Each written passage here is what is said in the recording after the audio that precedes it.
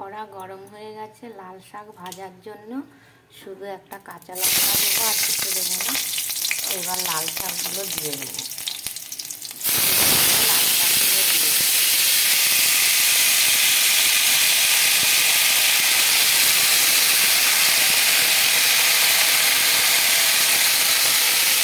একা খাবো বন্ধুরা, তার জন্য বেশি নিই, বেশি করার দরকার নেই। রাত্রিরে তো শাক খেতে নেই। আর এই শাকটা কেন বেশি ভালো লাগে, ভাত মাখলে কি সুন্দর লাল হয়ে যায়।